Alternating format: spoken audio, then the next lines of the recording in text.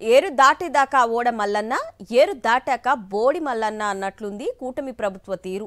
ఎన్నికల ముందు మెడికల్ కాలేజీల్లో సెల్ఫ్ ఫైనాన్స్ విధానాన్ని రద్దు చేస్తామన్న చంద్రబాబు యువతకు మరో వెన్నుపోటు పొడిచారు. ఆ హామీకి తిలోదకాలిచ్చేశారు. మెడికల్ పీజీ సీట్లకు సెల్ఫ్ ఫైనాన్స్ విధానం వర్తింపచేయాలని ప్రభుత్వం నిర్ణయించినట్లు సమాచారం.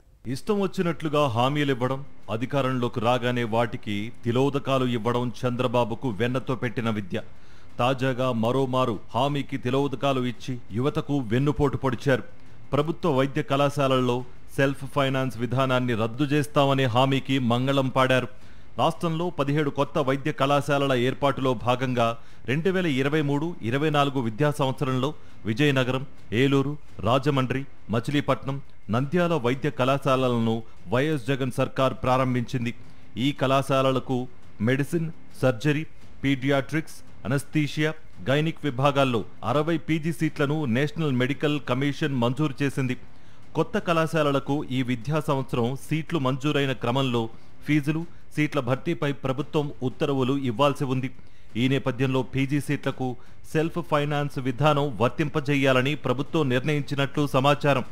రాష్ట్ర కోటాలోని 50% సీట్లను కన్వీనర్ కోటా కింద భర్తీ చేసి మిగిలిన 50%లో 35% సెల్ఫ్ ఫైనాన్స్, 15% ఎస్ఆర్ఐ కోటా కింద భర్తీ చేయాలని ప్రభుత్వం నిర్ణయించినట్లుగా తెలుస్తోంది.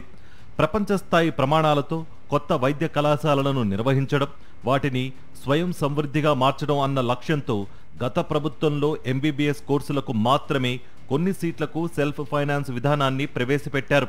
దీన్ని నాడు టీడీపీ తీవ్ర స్థాయిలో తప్పుపట్టింది. తాము గద్దెనెక్కగానే సెల్ఫ్ ఫైనాన్స్ విధానానికి సంబంధించిన 107, 108 జీవోలను రద్దు చేసేస్తామని వైద్య విద్య ఆశావాహులకు నమ్మబలికారు. ఇచ్చిన హామీని అమలు చేయకపోగా పీజీ సీట్లకు కూడా అదే విధానాన్ని వర్తింపజేస్తుండడం తీవ్ర విమర్శలకు తావిస్తోంది. ఎన్నికల్లో హామీ ఇచ్చిన విధంగా కొత్త కళాశాలల్లో సెల్ఫ్ ఫైనాన్స్ విధానం ఎత్తివేయకపోగా ఏకంగా 17 కళాశాలలను బాబు సర్కార్ ప్రైవేటుకు ధారాదత్తం చేస్తోంది. కళాశాలలను ప్రైవేటుకు కట్టబెట్టడం కోసం పులివెందుల వైద్య కళాశాలకు మంజూరైన 50 ఎంబీబీఎస్ సీట్లను కుట్రపూరితంగా రద్దు చేయించారు. మిగిలిన వైద్య కళాశాలలు ప్రారంభం అవ్వకుండా 2450 మంది విద్యార్థుల తెల్లకోటు కలను ఛిద్రం చేశారు.